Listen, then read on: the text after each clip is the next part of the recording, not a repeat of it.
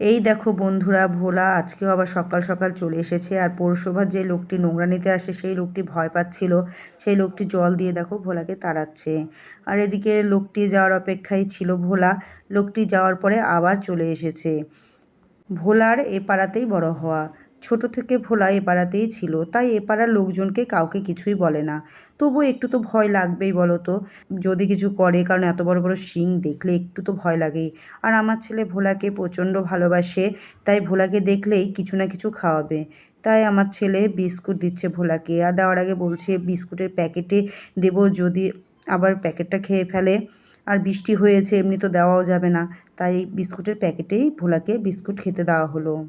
দেখো কত সুন্দর করে ভোলা বিস্কুট খাচ্ছে। আর খাওয়ার পরে জানো তো অনেকক্ষণ অপেক্ষা করে যদি আরও কিছু দিই এই ভেবে।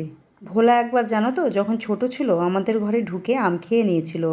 ভোলাকে শুধু আমরা নয়, পাড়ার সবাই কিছু না কিছু খেতে দেয়। সবাই ভোলাকে ভালোবাসে। ভোলা আমাদের পাড়ার কাউকেই কিছু বলে না, সবাইকে তার চেনা হয়ে গেছে।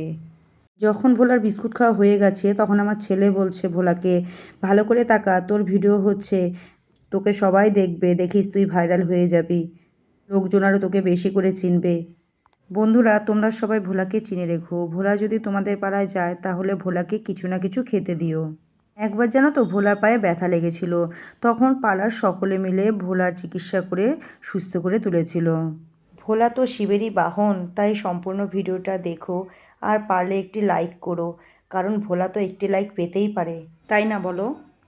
ভোলার খাওয়া হয়ে গেছে, ভোলা আর এখানে বেশিক্ষণ দাঁড়ালো না। দেখো আস্তে আস্তে ভোলা যাচ্ছে, গিয়ে কোনো না কোনো বাড়ির সামনেই দাঁড়াবে। ও জানেই যে যার বাড়ির সামনে গিয়েই দাঁড়াবে সে কিছু না কিছু তাকে খেতে দেবে।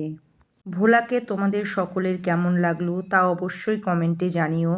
দেখা হবে অন্য কোনো নতুন ভিডিওতে। ততক্ষণ সবাই সুস্থ থেকো, সাবধানে থেকো।